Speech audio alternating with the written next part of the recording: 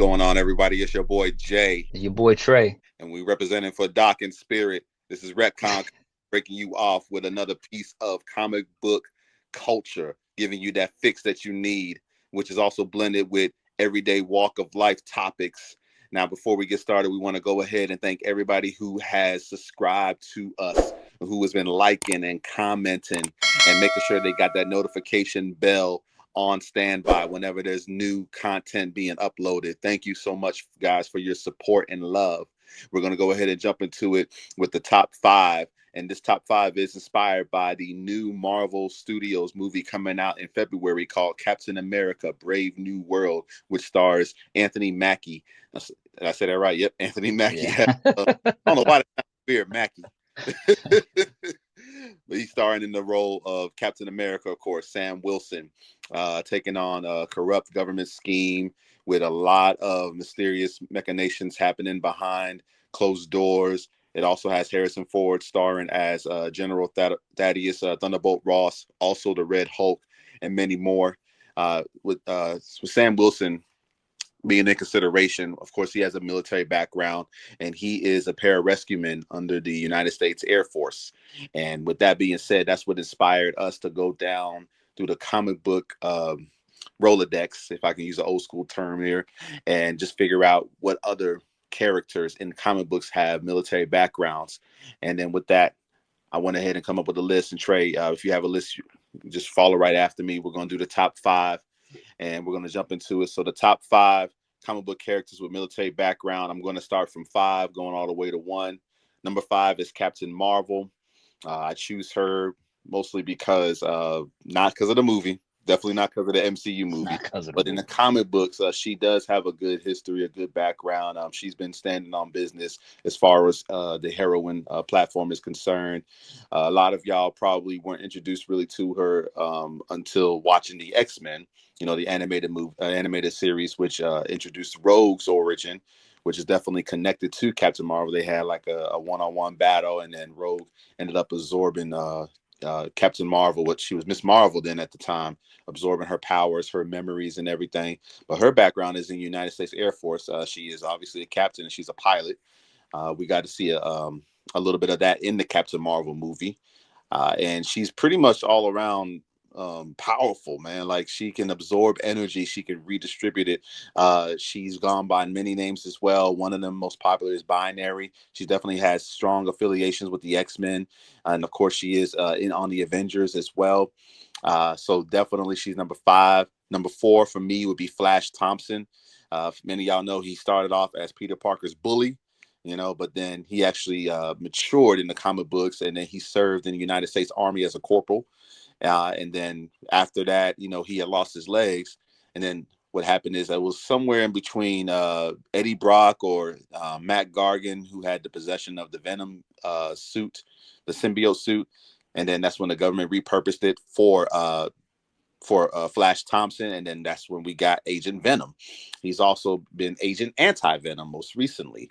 I love the what they did when they redefined Flash Thompson and his character, made it really pivotal as far as in the Spider-Man mythos. But he definitely gets my respect. So definitely he's number four. Number three, if you can believe it, is Frank Castle, the Punisher. My man, he was in the United States Marine Corps. So that's hardcore. It's hardcore right there. And I can only speak from general knowledge because I definitely didn't serve. But my ex stepfather, he was in the Marines, and from what I understand, yeah, they don't play no games.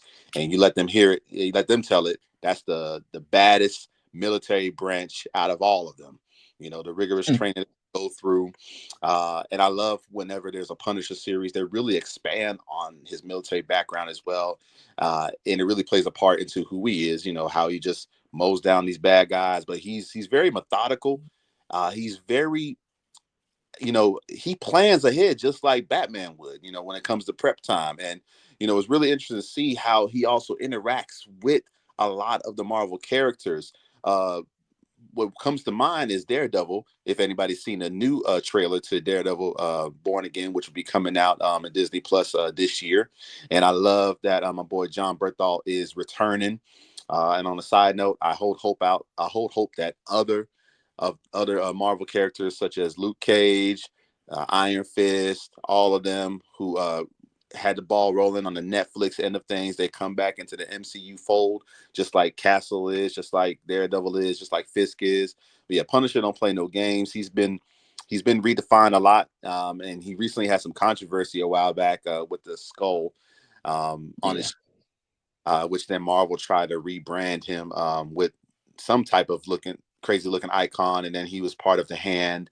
It really was terrible that had to happen. But then again, when the world takes a hold of some fantasy stuff, it really makes it bad for everything else as far as comic book lore is concerned. But he's Yeah. definitely number three. So I know you're thinking, okay, Captain Marvel number five, Flash number four, Punisher number three. Then who got the two top spots? Well, we're gonna go ahead and hit up number two with Captain America, Sam Wilson, again, United States Air Force pararescueman. He really has grown into the Captain America role, not just in the comic books, but definitely in the movie as well. And we're hoping to see that fleshed out even more since this is his first solo movie as Captain America.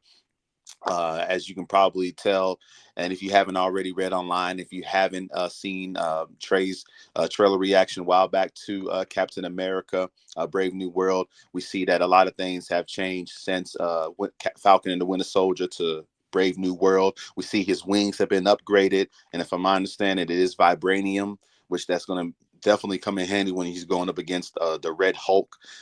He looks like he's more versatile with the shield, as he's in flight mode as well, and he's got a nice little helmet, which is dope.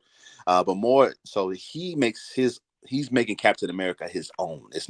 This isn't Steve Rogers Captain America. He's just continuing that. This is Sam Wilson's Captain America. As much Yeah. as he said it as well in the trailer, as we saw that piece where Harrison Ford's General Ross or President Ross, as we can see, he's talking about, you're not Steve Rogers. He's like, no, I'm not. So that definitely was standing on his own business when it comes to that. But the number one for me with the military background moving into DC is Green Lantern John Stewart, who also served in the Marine Corps. John Stewart, for a lot of us who weren't heavy in the comics, we got introduced to him in the animated Justice League shows. The series was really good. You got this guy who's really stoic and really serious, but he'll have his light-hearted moments. When you see his interactions with the Flash, and he has his vulnerabilities with Hawk Girl, and she's such a strong character, uh, Hmm. and to me, he's the number one Green Lantern. But that's a whole nother. We'll get to that. When the Lantern show come out, we'll talk about our top five Green Lanterns. But to me, he's my number one Green Lantern. I'm not trying to be biased about it, but that's how I was introduced to him. It was the Justice League animated show, and then as I read the comic books, like he's a standalone character. Like he should get his own ongoing series really by himself.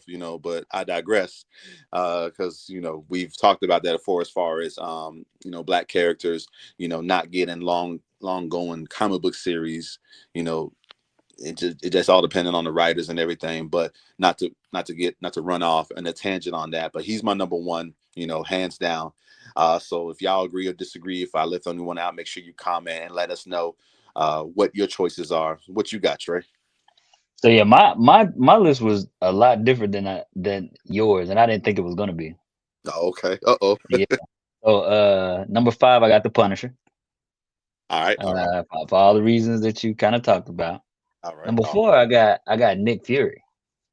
Oh, okay. Yeah, yeah, yeah. Yeah. So Nick Fury, his first appearance was in Sergeant Fury and the Howling Commandos. It was in World War II. And then obviously, if you kind of follow the movies and those things, Shield is a military force, right? Yeah. And so yeah, he's my number four. All Number right. three, I have Deadpool. That's right. He did serve. He did serve. Yeah, I had Deadpool number three. Number Right. two, I put Wolverine. I keep forgetting that he served like thousand. Yeah, he was in a bunch of combat. And then my number one was Steve Rogers.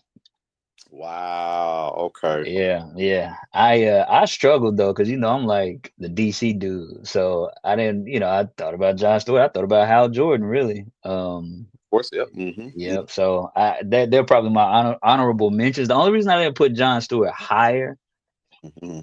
is because I think there's a if you didn't most people didn't necessarily know outside of comic book readers who John Stewart was before Justice League the cartoon Mm-hmm. Mm-hmm. and or after Justice League the cartoon.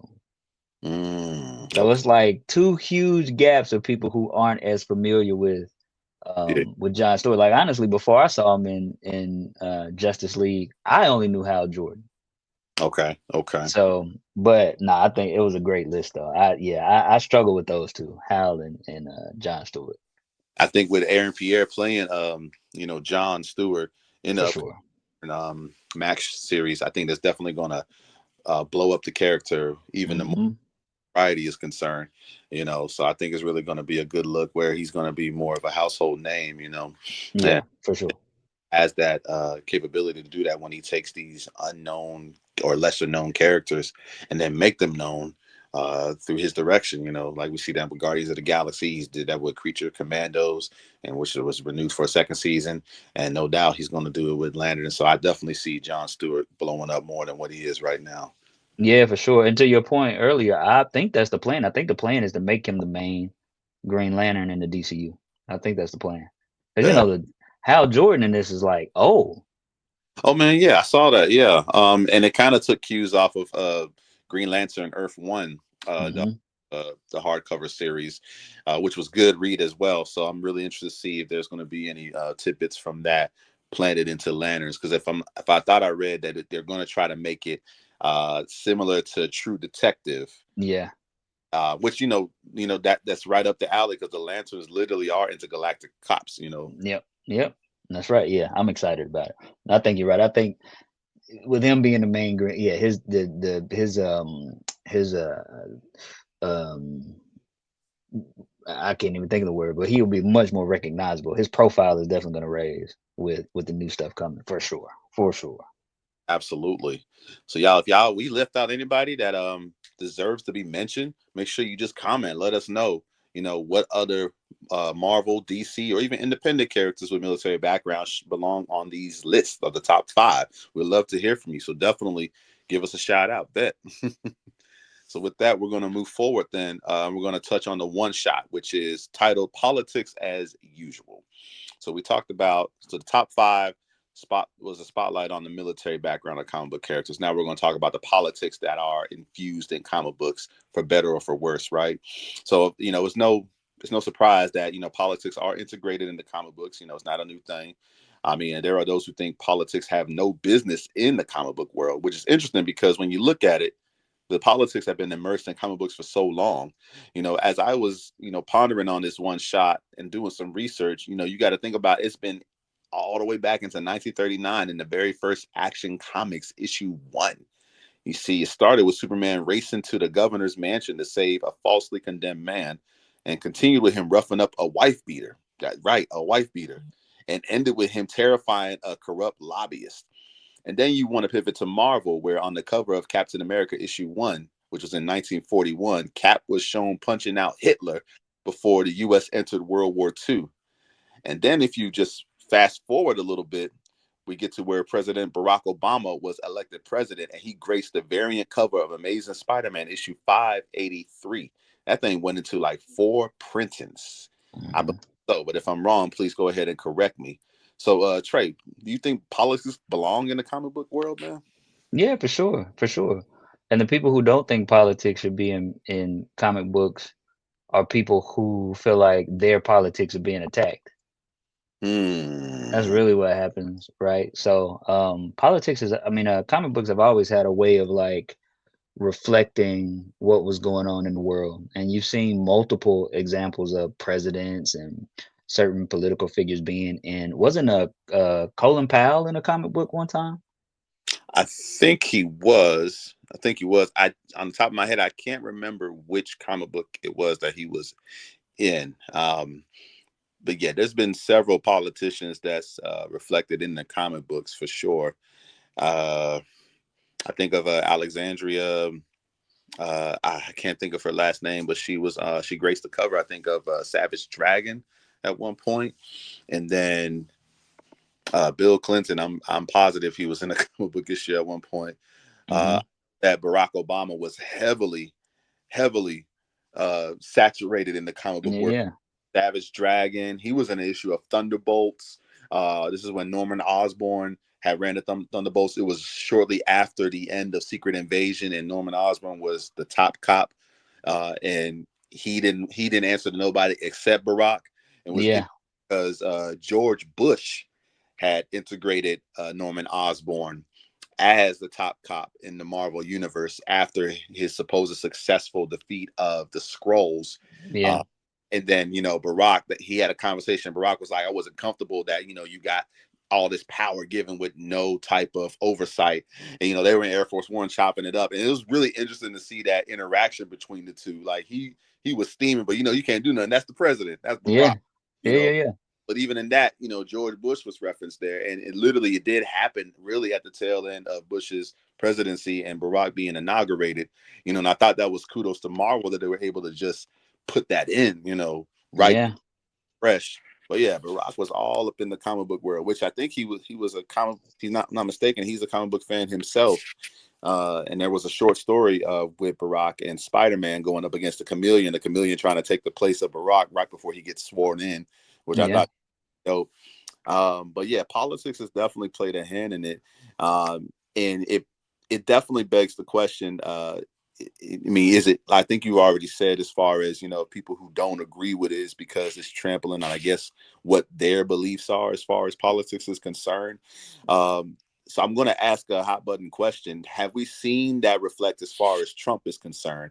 Are there any parallels in the comic book or pretty much in the comic book world that we've seen that are a representation of Trump's presidency? Period. Yeah, I'm not sure if there's been specific. I don't know if that's happened. I'm shocked that it hasn't happened. Quick correction. There was a comic book about Colin Powell. It was called Oh, Political Power. okay. That. Um, Okay. but in terms of Trump, now because of my own personal politics, I can think of some characters that remind me of Donald Trump. Mm, yeah, yeah, yeah. But I don't know if I don't know. I can't think of anything right now at the top of my head where it was a Donald Trump representation Hmm. at Hmm. all. But I mean, to your point earlier, man, like FDR has been in comic books, JFK has been in comic books, you Hmm. know, Ronald Reagan. As a matter of fact, Ronald Reagan was the president in The Watchmen. That's right. Yeah. He was. So He was, yeah, and it was like during, I guess, when they kind of formed or something, or right, and then during the '80s we had Nixon, who I think he had ran for a third term, which is kind of unprecedented. yeah. Uh, Maybe I'm wrong. Maybe it wasn't Ronald Reagan. It was Nixon in Watchmen. Ronald Reagan wasn't Batman though. Um, yes, yes, yes. but yeah, to answer your question, I can't think of anybody that. Let's see. There, yeah, there's definitely been some. So it's like it's subtle. It's not like saying like, "Hey, this is Trump," but like for example, uh, people were just up. A lot of people were in uproar or shocked that Trump became president, and Lex immediately, Luthor. thank you. My mind Yeah. because in the comic books he became president, and the thing about it is there wasn't any mind games he did. There was no mind. He didn't brainwash nobody. He didn't coerce nobody. The American public, without coercion, they voted for Lex. And it really destroyed Superman because he had put so much faith in the American people, to Hmm. think see right through Lex, but it didn't go down that way. Now of course I doubt we'll see anything, along the lines of Donald Trump wearing a war battle suit and ready to just, mollywop on everybody, which will cost him the presidency like Lex did. It was in the Superman Batman comic book run where he put on the war suit and he started going after Superman and all of that, and then he tried to do backhanded deals to kill Batman and the Family, which is a good read. I gotta watch it. It was a good run. I think it was issues 1 through 6. But that automatically came to mind. Like this was they voted for Lex, just like Hmm. Trump was voted in, and I don't. I really doubt that we won't see any of that parallel uh, showing in the comic books, because if anything, Marvel, as much as DC and there's other independent titles, Marvel was really good at mirroring the real world. We Yeah. at when the Twin Towers were attacked and Spider-Man had that standalone issue, which highlighted everything as far as the Twin Towers. And it was definitely a moving comic book, and they had an anniversary of it a while back with him and Captain America as the bell was being rung, in honor of those lives that were lost. So yeah, it definitely gets mirrored, and I don't, and I'm not going to be shocked that they do that regarding the presidency of Trump. Yeah, I wouldn't either. I mean, but then again, that's where you're gonna run into the problem. Because depending on Hmm. um what type of character represents Trump, Hmm. Hmm. that's where the issue is gonna come in. Like, because you Hmm. gotta think, like, even when Obama was in the comics, like Obama was largely viewed as a hero, Yeah. right? Right. And I mean, I remember even the Barack Obama shirts where he was opening the shirt and it was the Obama symbol, like Superman. So he was seen as a hero. So it really wasn't, there wasn't going to be an uproar from people who supported him, but people who support Donald Trump. And I don't blame them. It's not a, I'm not, there's not a divide here. But if the person that you support and vote for is viewed as a villain, Hmm. Hmm. then all of a sudden, that's where the uproar comes in. And that goes back to me saying that it depends on what your politics are. Um, Absolutely. but what comic books didn't have political messages from the beginning? The X-Men themselves is a political message, Absolutely. Absolutely. right? Absolutely. So yeah, I think, but I just think to argue that for some reason,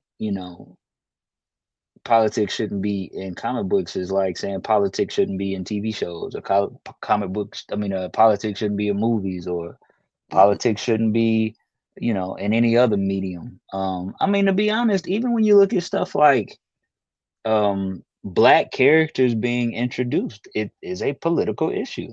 It really is a political and social issue. Like, well, so if you look at politics as um let's take Miles Morales for an example. All right. Like, what was the uproar when Miles Morales was first introduced, right? Like, Mm. um, you got a black Spider-Man, Right. black and Puerto Rican Spider-Man. Back Correct. then, he was bisexual. All of Hmm. those things. With for whatever reason, race and sexual orientation and class and all of these things are lumped into these political issues, right? Right. Like, um bruh, when you think about it, like, how is race political? Right. I mean, It's it's but the it silliest thing, but it is though, unfortunately. but it is, right? And so, part of the playbook of one of the parties is to make everything a culture war.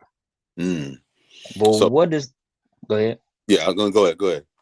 Yeah, but what does that have to do with politics? Politics is, foreign policy. Politics is, how what do you do to ensure that the lives of the citizens of said nation are properly um, looked after, or properly supported, really, when you Mm. really look at the end of it. Like, political issues are budgetary.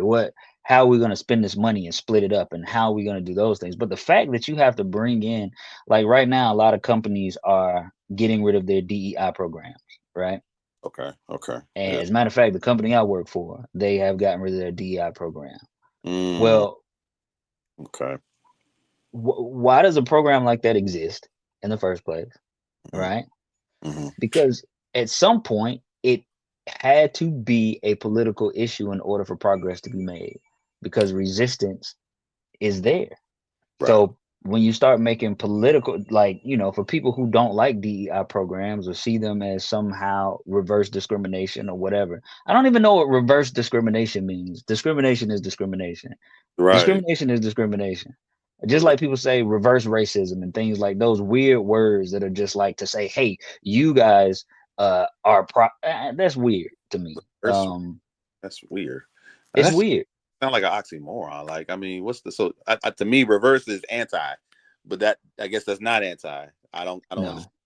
No, That's crazy. no, because that you always have a contingency of people that feel like they're the ones whose rights are being stripped away when rights are given to somebody else, right? We live in a country where, unfortunately, the idea is someone's ascension means someone else's descension.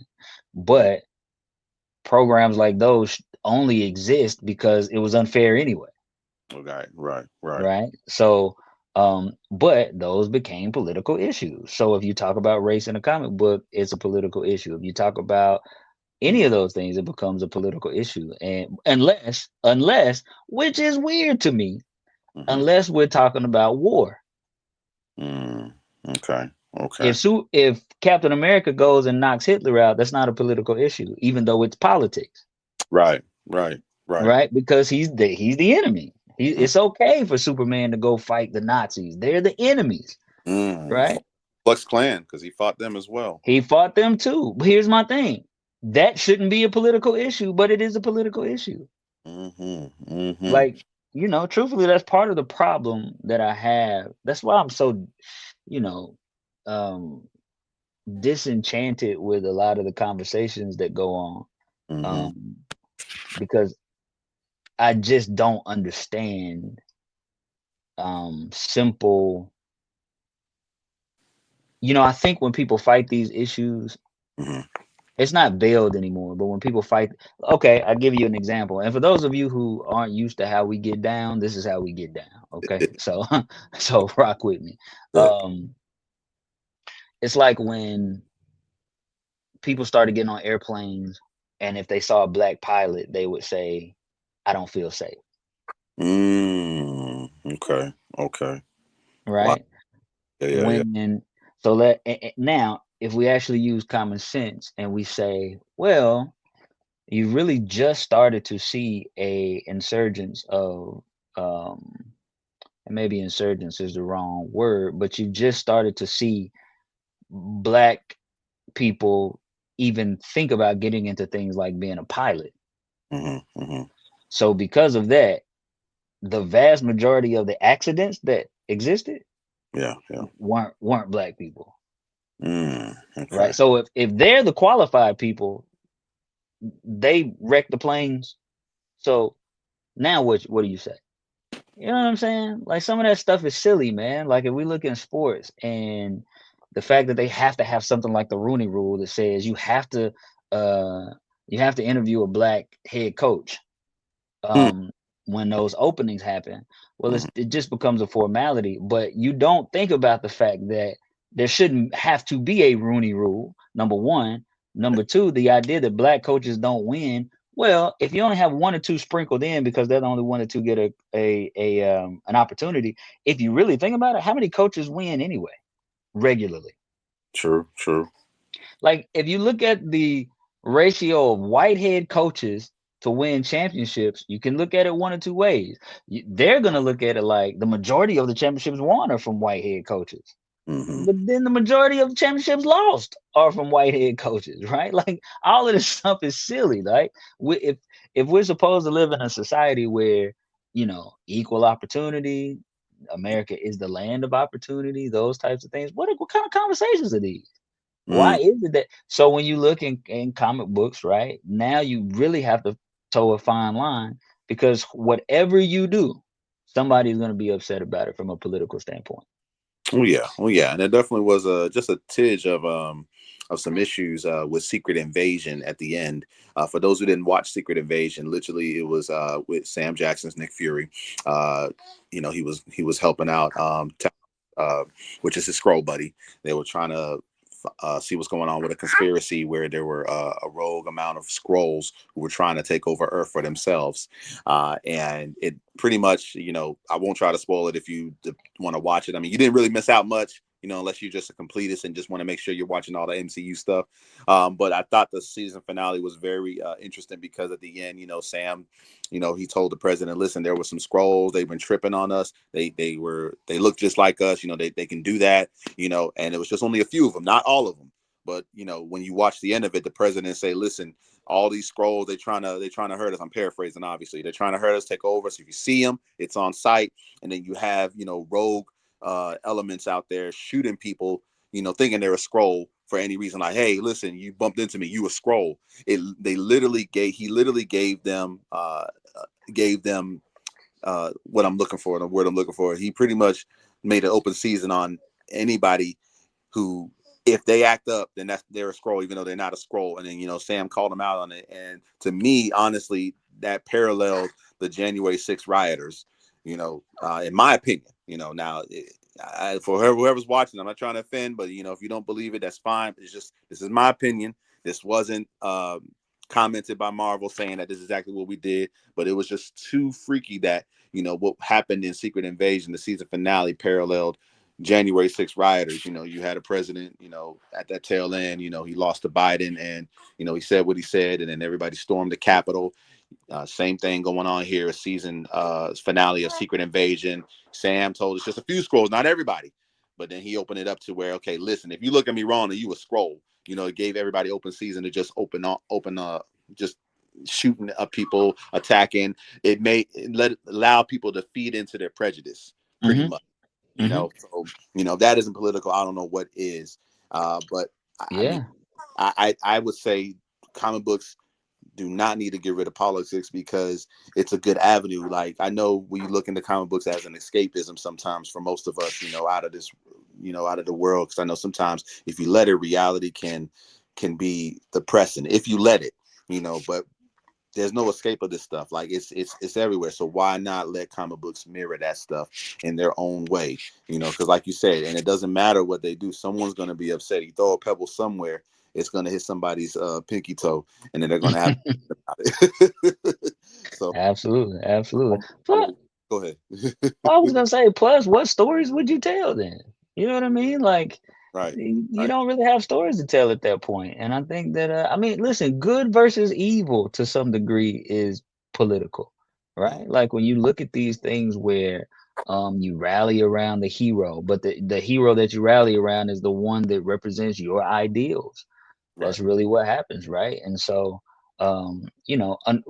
this is a world where politics is really in under every nook and cranny. And Mm, I don't like that it's that way, but it's the truth. And I think that honestly, I think what we should strive for is um telling good stories. We kind of talk about that all the time. I think that y- the unfortunate thing is, now, like okay, let's use this as an example. mm, If you, and we talk about this ad nauseum, but mm. if you race swap a character, Yeah, yeah, yeah. it becomes political. If you gender swap a character, well, that becomes Mm, political. right. You know what I'm saying? And and this is the other side of it, right? Right, right, This is right. the other side. Because we make all of those things political arguments, then we ignore the legitimate arguments, right? Like, I think there's a legitimate argument for, well, that's not the character I grew up with, right? Mm, that, I, yeah, right right? there. Yeah, I think that's fair. I think that's a fair point. Like, I was watching, there's a podcast or a YouTube show that I watch called Double Toasted, right? All right. And they had a conversation the other day. So they have, in the new Spider-Man cartoon, right? They have race swapped Norman Osborn. Yes, Now they.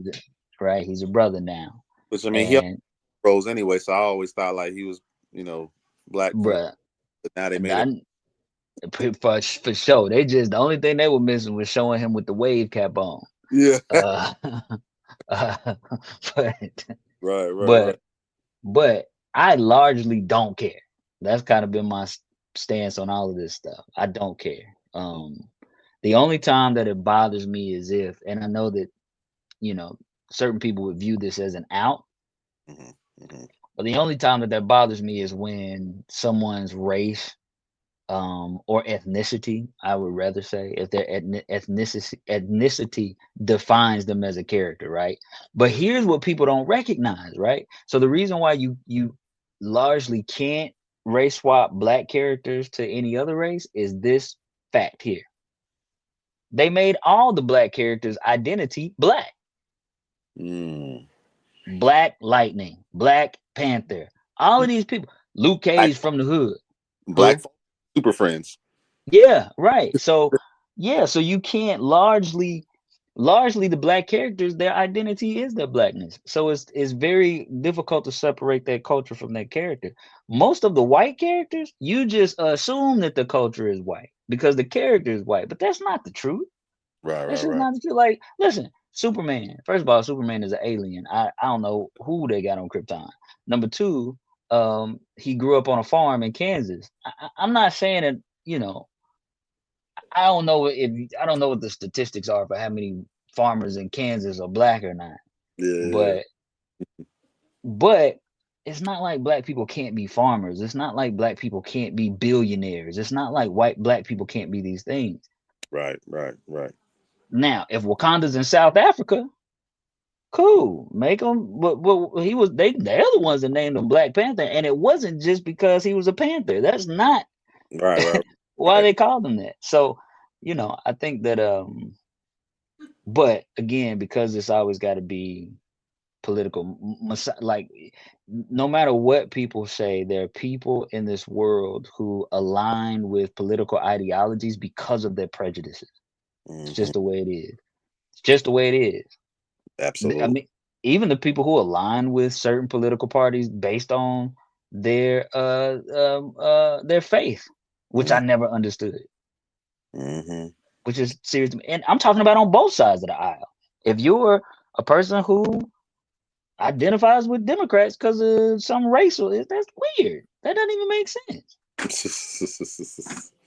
And it's going to be interesting to see if we see any political components in Captain America: Brave New World. I love that they picked on it a little bit in Falcon and the Winter Soldier when, at this last episode, and Falcon was saving that truck from falling off the ledge, and you got the crowd just cheering him on. You got the dude talking about, "That's the Black Falcon." He's like, "Nah, that's Captain America." Like, right, yeah, like, yeah. Let's just dead that. Like, ain't no Yeah. Black Falcon. He was Falcon. But I love that they made fun of that. So I'm interested to see if there's going to be any political components in the Brave New World. But listen, if you all give us a prediction, do you feel like we're going to see any type of politics at play at all whatsoever in Captain America: Brave New World? I mean, we got Harrison Ford's Thunderbolt Ross, who is going to be president, who is also the Red Hulk. And it seems like in this iteration, the Red Hulk is going to end up portraying as a villain. But then again, we don't know because we got the leader who's in the Right. movie. Oh, he might be pulling the strings just like he did in the comic book. Storyline when the Red Hulk was introduced. But we're going to find out. Either way, let us know what you think. Politics, should they stay or should they go out of comic books?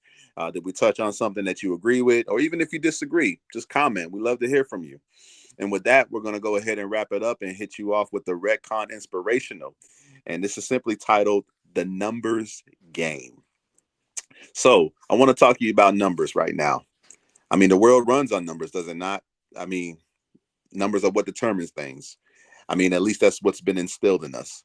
But if we're not careful, we could become obsessive over those numbers. And then that's when we find ourselves playing the numbers game. So, for example, when you're applying for a new job, but you haven't gotten so much as a response back, you begin counting down how many months it's been that you've been unemployed and how many jobs you've applied for, but yet you have still not landed anywhere. So when you hold up those numbers to your situation, it can become disheartening if you let it. But what about if you and your spouse are trying to have a child and you become unsuccessful? You tried it naturally, but no go. You tried foster care, but roadblocks obstructed your way. Then you begin counting how many doors you tried to go through, and each door got slammed in your face. When you weigh those numbers against your circumstances, it becomes depressing if you let it. Sometimes, thanks to those numbers, you feel that the good things in your life are now outnumbered by the bad things. You're looking at the opposition placed in your life and you're thinking that, winning is unattainable. But authoritatively and with love, I'm here to tell you that you are wrong. So, since we're talking about Captain America, let's go back to Avengers Endgame, where Steve Rogers was in the thick of it in the battle with Thanos. So, after Thanos had dusted Thor and Iron Man, Cap was the last one to throw hands with him. Now, more accurately, he threw hands, a shield, and Mjolnir, right? Now, although Cap got some licks in, Thanos still gave him the business. He even shattered his shield in the process, a shield that was unbreakable up until that point. And as Thanos was grandstanding and his army descended upon the ground, which numbered in thousands, things looked real bleak for Steve Rogers. But he didn't say, I'm done. He didn't say, you know what, fam? This all you. Earth, the stones, you know what? Go for it. Instead, he stood up, tightened the harness on his shield around his severely cut arm, grit his teeth, and slowly staggered his way towards Thanos. You got one person against thousands, right? But he didn't sweat the numbers. He embodied the spirit of resilience, ready to fight regardless of the overwhelming odds. And of course, before he could even get close enough to throw down, his help came right on time. God did something like that for Samson. In the Bible, we see the story of Samson where he is armed with only the jawbone of a donkey, but he defeated 1,000 men. But Samson's triumph wasn't because he was a skilled fighter. His triumph was because God gave him the strength. And it's because of Samson's unwavering faith and fierce resolve that God delivered those men into the hands of Samson by way of a jawbone. That should be encouraging to us as a people, knowing that with God on our side, we can prevail no matter the statistics. Now, listen, I'm not telling you to ignore the numbers, right? I mean, think about blood pressure, right? If your blood pressure is 190 over 100, you are in trouble. But think about a contributing factor to high blood pressure: stress. You stress over those numbers that we talked about, that can contribute to your blood pressure. So you have to relax and do not let those numbers define your situation. It's a real thing, but God can take what you have and grow it exponentially to the point where you will have more than enough. Jesus did that with the thousand, with 5 loaves of bread and 2 fish. He did that in my wife's and I situations, right? We tried for another kid for years, no avail. And then here we are with a newborn baby last November. God is good. So in those moments when you feel outnumbered and overwhelmed, don't let the Thanos of your situation shatter the shield of your faith. Draw near to God, present your situation to him, and with confidence, know that no matter the numbers, God will provide. And before you know it, he'll be right there in your ear saying, on your left. And just like that, your help has arrived. And I hope this inspirational, it blesses you and it helps you along the day, along the week, along the month, along the year. And with that, Trey, sign us off, man. Please join us next time. Same Retcon time, same Retcon channel. You, Amen. amen.